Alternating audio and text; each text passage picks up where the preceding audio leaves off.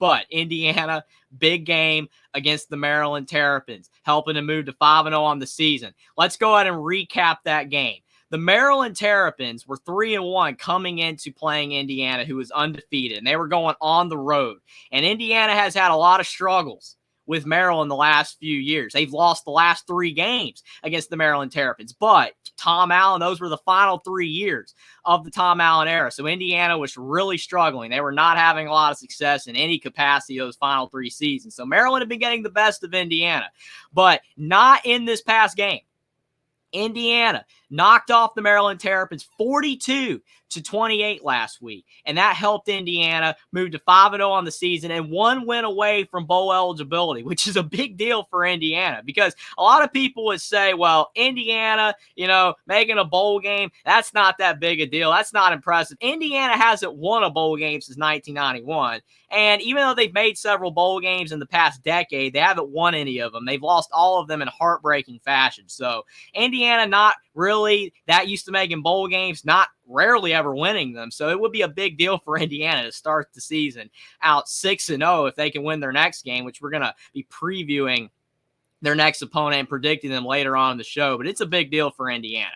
And Maryland was not an easy team to beat either. I mean, Indiana was favored by 7, but that was only because of the fact that Indiana had started the season out so impressively with all the wins that they have had, destroying Western Illinois, beating UCLA by over 4 touchdowns on the road. That was very impressive. So none of that was easy to do at all.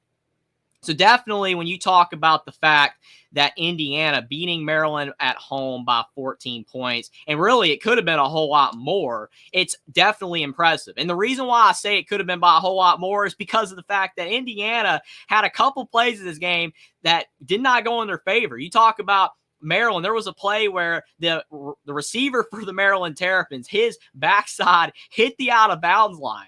And the commentators were like, well, half of his backside was inbounds, so it counts. That counts. And that was on like a 3rd and 17. It kept Maryland's drive alive.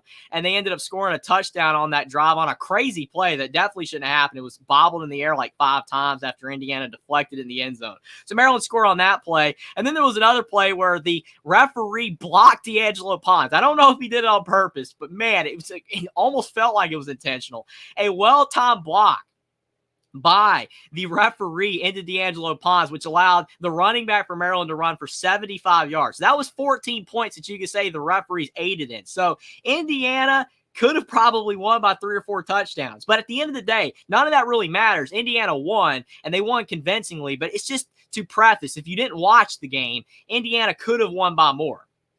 So that's crazy right there. That's actually a good sign for Indiana, in my opinion, that there were a lot of things that actually aided Maryland, and Indiana was still able to get a win by as much as they did. Plus, also in the fact that Indiana had 4 turnovers. Indiana finally did not play a mistake-free game. Last week, I told all you guys that Indiana had not turned the football over once this season, which is insane that they went 4 games into the season without a turnover. That hasn't happened for Indiana like in a long time. And most teams have already had a turnover at least once or twice. A lot of even the best teams in college football have done that. So definitely crazy for Indiana they didn't have a turnover. But I said that Indiana was probably going to turn it over against Maryland. And they did 4 times.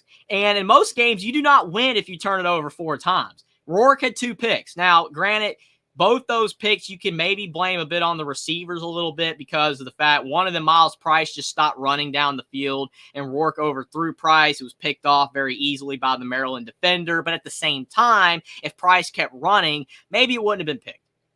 And then on the other pick, Keyshawn Williams is doing a crossing route. When you do a crossing route, you're supposed to cut back in toward the quarterback. He did not. Okay, so that's kind of, you can't really blame Curtis Rourke there. He did not cut back in on the route, and the Maryland defender ended up jumping the route and picking the ball off. It is what it is. I mean, I guess you can say Rourke shouldn't have thrown it, but when he let go of the ball, he probably didn't know Keyshawn Williams wasn't going to cut back to the football. So I kind of don't really blame that on Curtis Rourke all that much. It is frustrating because I do believe that Rourke has been playing fantastic this season, and him not having any interceptions on the year was just so impressive. But now he's got 2, but his stats are still looking really good, and he's actually on the fringes of the Heisman race. He's not going to win it. I mean, Indiana would have to have a great season, and he would have to put up insane stats to have a shot. But the fact he's in the Heisman conversation, even now after 2 picks, is pretty impressive. He also had a fumble in the game. Didn't like to see that from Rourke either. He did have a fumble. That was frustrating. And a running back for Indiana, Kalen Black, one of their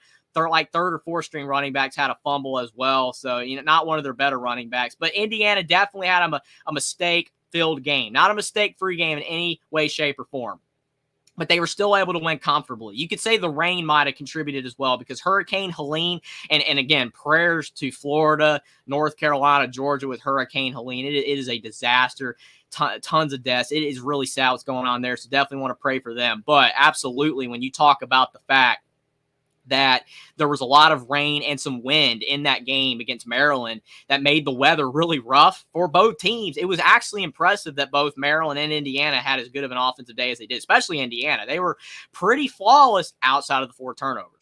And that's why they were able to win 42-28. Like I said, could have been by more, but at the end of the day, it does not matter for Indiana, getting a very comfortable win over the Maryland Terrapins. Now Maryland's on, the verge of maybe missing a bowl game. They're 3-2, but 0-2 in the Big Ten, and arguably losing 2 of their more winnable games, losing to Indiana, losing to Michigan State. Now they got a lot of tough games coming up on their schedule, so maybe the Terps might miss a bowl game for the first time in 4 years. And a team that they've really been able to count on getting a win against lately has been Indiana, and aiding in their quest of making all those bowl games, because they've beaten Indiana 3 out of the last 4 years, and all 4 of those years they made a bowl game. So Indiana is one of those games they normally win. Indiana making sure that did not occur. Indiana making sure that they were not going to let Maryland get the best of them this time. So that's a big deal for Indiana, showing the improvement of Curt Cignetti's squad.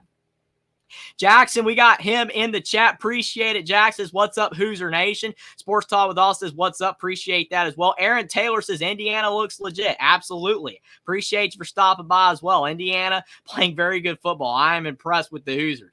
The real MVP, appreciate you for stopping by. So did you see that Indiana has a 40% chance to make the playoffs according to ESPN? I did see that. I know the FBI predictor's not all that accurate, but after the win over Maryland, Indiana has a 40% chance to make the playoffs, according to the FBI predictor. We're definitely going to be talking about that more as the season goes along, especially if Indiana continues to win, and that becomes more of a legit possibility. I'm not getting too high on that. Just because Indiana beat Maryland does not mean to me that they're ready to be in the playoff conversation. But yes, I'm absolutely thrilled about the fact that Indiana is getting respect, that they actually are being considered for the playoff, that the fact that they're ranked right now, which is insane. All of this stuff is great for Indiana football, and I think it's only going to continue. If Curt Cignetti can continue to have Indiana focused, they don't let the rat poison get to them. That's been thrown around, kind of like what Nick Saban used to say. Curt Cignetti used to be a coach,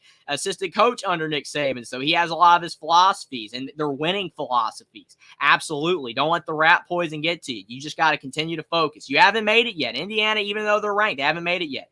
That is a big deal for Indiana to be ranked, and it's a big deal to start out 5-0 for the first time since 1967. I haven't even mentioned that either. Indiana is 5-0 for the first time since 1967. I know they haven't beaten anybody too good, but if this was Tom Allen, they would not be 5-0 right now. So it's very impressive. Maryland is not a bad team at all whatsoever, and Indiana handled business. They handled the game, and I really not any point in the game that I thought Indiana was going to lose. ZV Wrestling, appreciate you for stopping by. He does say when Hemby got that touchdown run where the ref blocked Pons, I thought Maryland would take the game from us. I will say I was a bit nervous when that happened, ZV Wrestling, but I never thought the game was over. I didn't think Indiana was toast when that happened, but I do agree with you. Was a little bit concerned. It was a bit scary for Indiana when that happened. I thought maybe, is this the Tom Allen Indiana from the last 3 years? Are they going to blow it? Are they going to let an early lead collapse on them and they're going to blow the game? That did not happen. Indiana getting a big win, starting out 5-0 over a solid Maryland squad. Do not overlook Maryland. They're not a bad team. They might get somebody later on down the schedule, and they're probably going to have to if they want to make a bowl game for the 5th straight season. But Indiana did not let the Maryland Terrapins get to him, did not let all those turnovers get to him, and that shows you that Curt Cignetti has changed the culture, helping lead Indiana to their first 5-0 start since 1967.